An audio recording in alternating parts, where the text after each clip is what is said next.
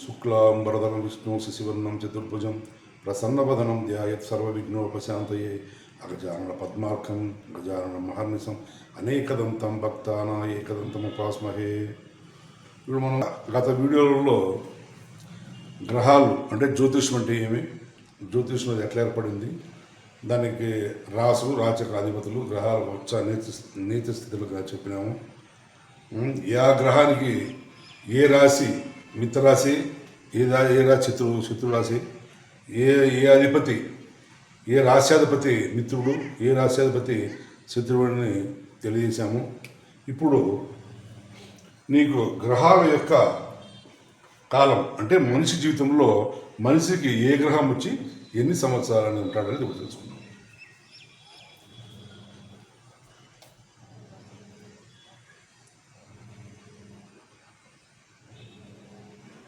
మానవుని జీవితంలో గ్రహాల యొక్క కాలం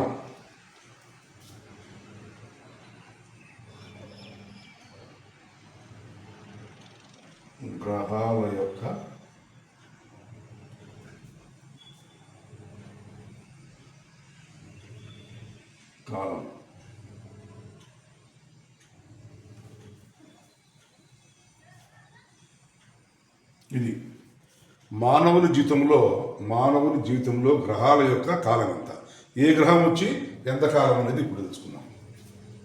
నెక్స్ట్ రవి వచ్చి అంటే మొట్టమొదట ఇప్పుడు మనం ఏం చేయాలంటే ఇక్కడ మానవుని యొక్క జీవితకాలం ఎంతగా నిర్ణయించారు, 120 సంవత్సరాలు. మానవుని జీవిత కాలం ఈజ్ ఈక్వల్ టు 120 సంవత్సరాలు.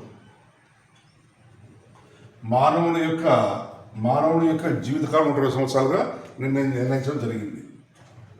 ఇది ఈ 120 సంవత్సరాలుగా అంటే మానవుడు కరెక్ట్గా ఉండి అంతా బతికే 120 సంవత్సరాలు బతాడుని ఆయుష్యం, మానవుడికి 120 సంవత్సరాల ఆయుష్ని. తర్వాత ఇతనికి ఈ మానవుని జీవితకాలం 120 సంవత్సరాలు అయితే 120 సంవత్సరాలలో ఉన్నాడు 7 సంవత్సరాలు. అట్లా ఆ విధంగా ఏ గ్రహం ఎన్ని సంవత్సరాలు ఆ మానవ జీవితంలో ప్రవేశిస్తుంది, ఆ మానవుని జీవితం యొక్క స్థితిగతులను ఏ విధంగా నిర్ణయిస్తుంది అంటే ఆ రవి సూర్యుడు కానీ, చంద్రుడు కానీ, కుజుడు కానీ, రాహువు కానీ, గురువు కానీ, ఇట్లా ఈ విధంగా గ్రహాలు 9 గ్రహాలు కూడా మానవుని జీవితంలో ఎన్ని సంవత్సరాలు ఉంటుంది.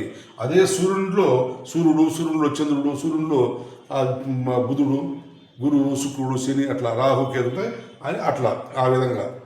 ఇప్పుడు మానవ జీవితంలో రవి కాలం అంతా 6 సంవత్సరాలు. నెక్స్ట్ చంద్రుని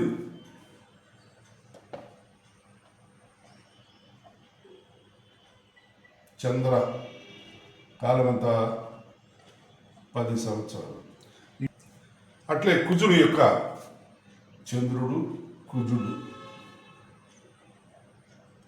కుజుడు యొక్క కాలము 7 సంవత్సరాలు. నీకు రాహు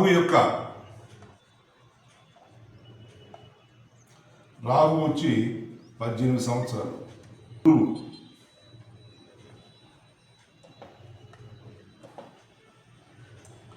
గురువు యొక్క కాలము, శని యొక్క కాలము 18 సంవత్సరాలు. బుధ ఈక్వల్ టు ఈయన వచ్చి 17 సంవత్సరాలు.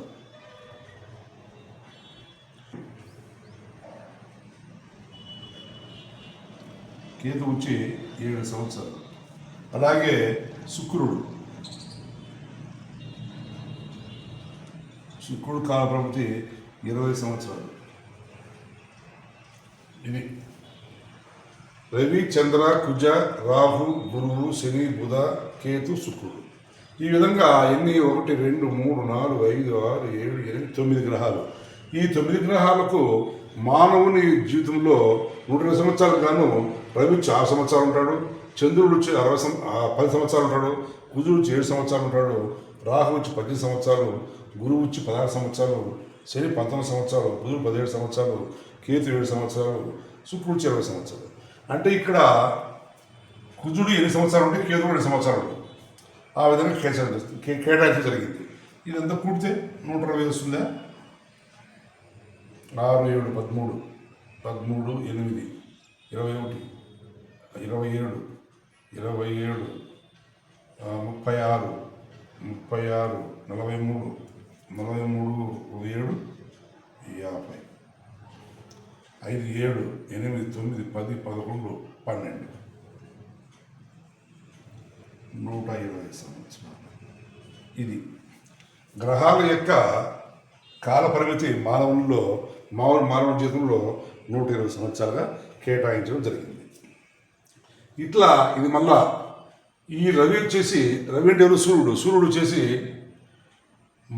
ఏ రవిలో రవి ఎన్ని సంవత్సరాలు ఉంటాడు అనేది నెక్స్ట్. అట్లే చంద్రుడు, రవిలో చంద్రుడు, రవిలో కుజుడు, రవిలో రాహు, రవిలో గురువు, రవిలో శని, రవిలో బుధ, రవిలో కేతువు, రవిలో శుక్రుడు అని అట్లా ఎన్ని సంవత్సరాలు అనేది.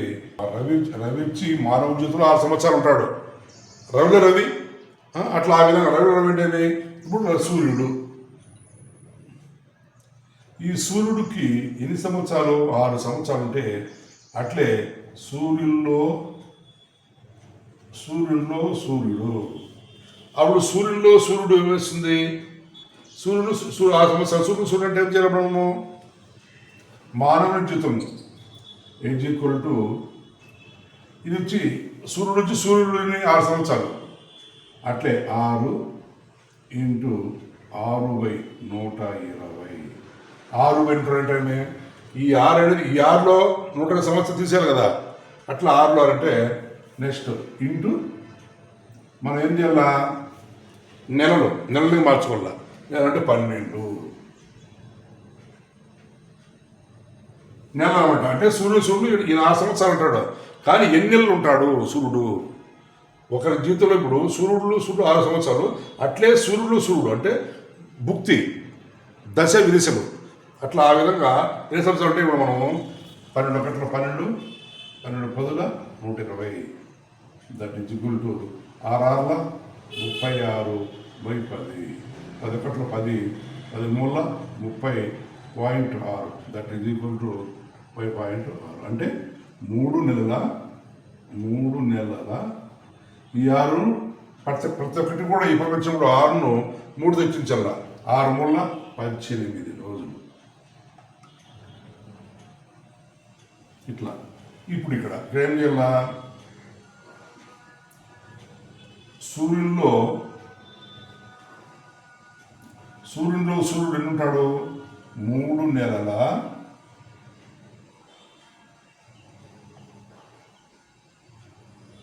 18 రోజులు. ఇట్లా ఈ విధంగా చేయాల.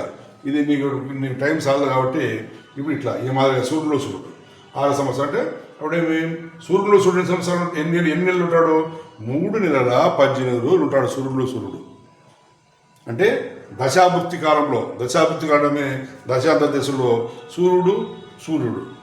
సూర్యుడిలో మా తర్వాత చంద్రుడు అట్లా ఆ విధంగా వస్తారు. కాబట్టి నెక్స్ట్ వీడియోలో మీకు చెప్తాను.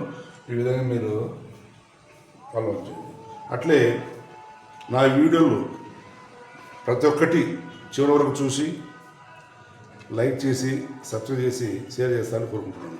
మీకు ఇంకా మీ ఫ్రెండ్స్ కొరికైనా కానీ 10 మందికి మీరు సెండ్ చేస్తే షేర్ చేస్తే కన్నా 10 మంది తెలుస్తుంది. వాళ్ళు కూడా తెలుసుకోగలుగుతారు.